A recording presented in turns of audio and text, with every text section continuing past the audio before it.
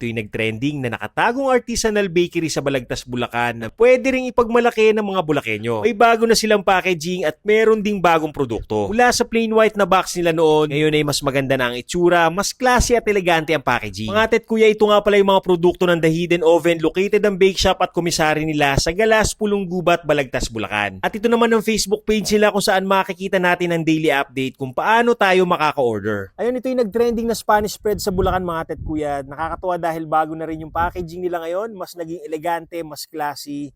And ayun, ganun pa rin yung quality ng Spanish bread nila, tingnan nyo. And sobrang trending nila ngayon mga tet kuya. Yung gantong Spanish bread na classic mga tet kuya ay 140 pesos. Meron din sila ditong ube Spanish bread, 180 pesos. Meron din silang milky cheese balls mga tet kuya, 180 pesos yung isang box. At itong ang pinakabago nila mga tet kuya, itong kanilang premium ube halaya cheese pandesal. Ayan, 240 pesos isang box. 10 yung laman niya. Excited akong tikman to. Ito yung pinakabago ni The Hidden Oven. Ayun nga pala, pwede kayong mag-order sa The Hidden Oven. Check nyo lang yung Facebook page nila, The Hidden Oven. Nagpo-post sila daily doon kung paano makaka-order. Meron din sila ditong ube halaya in a jar. Yung ganito kalaki ay 240 pesos. At yung mas maliit naman dito ay 150 pesos. At syempre, nagtimpla rin tayo ng kape para mas enjoy yung pagkain natin ng mga tinapay. Unahin natin tong kanilang milky cheese ball mga tet kuya. Ayan. 180 pesos per box. Medyo marami ding laman. 15 pieces. Ang lambot ng tinapay niya, oh. Ano? Meron siyang cheese sa loob. Tapos, hindi siya ganun katamis. Sobrang lambot ng tinapay. Ayan.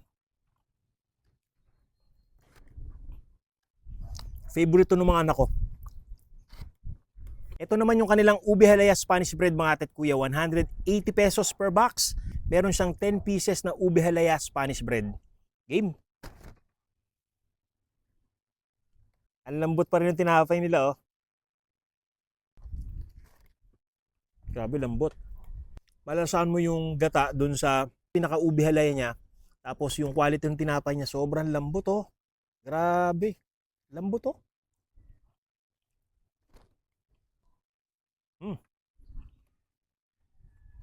Kape.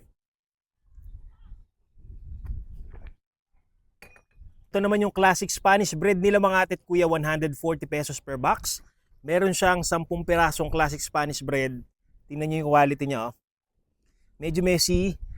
Pero ako gusto ko yung quality nito. Di nga lang siya yung katulad ng traditional na Spanish bread na nakakain natin ng mga bata tayo. Mga traditional Spanish bread, alam niyo na yun. Ito medyo sobrang lambot niya. Parang naglalawa yung mga palaman niya. Ayun, game, tikman natin. Although alam ko na yung lasa nito, favorite ko to. Yan. Sa mga sweet tooth dyan, pwede to sa inyo mga tit ko. Hindi siya ganun katamis, pero matamis. Paano ba explain yun? Basta hindi siya ganun katamis, pero matamis. Ayan, game.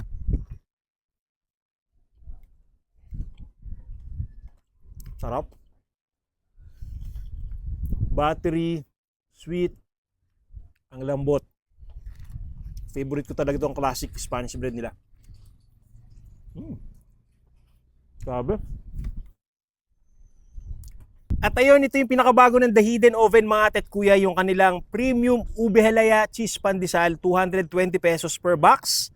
Meron siyang 10 pirasong ube cheese pandesal. Game. Lambot, oh. Excited ako. First time ko matitikman tong ube cheese pandesal nila. Ito yung pinakabago talaga nilang product. Game. Wow. Wow. Meron bang ube? Ayun, oh. Ube cheese, pandesal. Grabe yung lambot ng tinapay niya, oh. Alam niyo ang kagandahan dito sa mga tinapay ni Hidden Oven. Ganun talaga, halos pare-pareho yung quality niya. Ang lambot, promise. Yan. Grabe, oh. Game.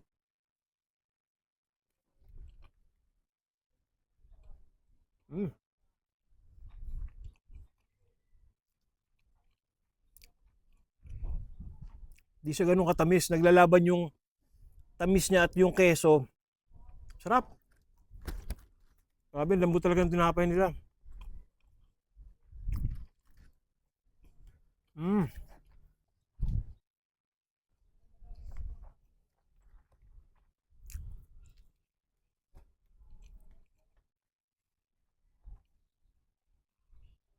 Sarap to.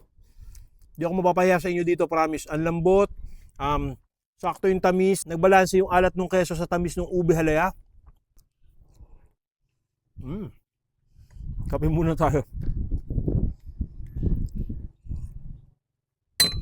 May available din sa kanilang ube halaya in a jar. Yung ganito kalaki ay 220 pesos. And yung mas maliit dito, yung ganyang kalaki yun yata, kung ako nagkakamali, ay 150 pesos.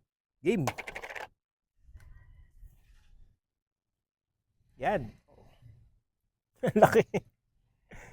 Yan. Game. Ito rin yung ginagamit nila sa mga tinapay nila. Tapos homemade nung mami nung owner ng The Hidden Oven. Game. Di siya ganun katamis. Lasang-lasa mo yung gata. Meron siya mga bits ng ube. Alam mo, purong ube yung ginagamit nila.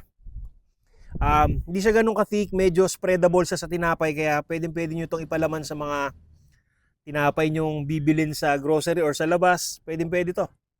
240 pesos yung ganito kalaki. 150 pesos naman yung mas maliit dito. Ayun, kapag gusto nyo mag-order sa The Hidden Oven, check nyo lang yung Facebook page sila. Yan yun, yung nasa screen.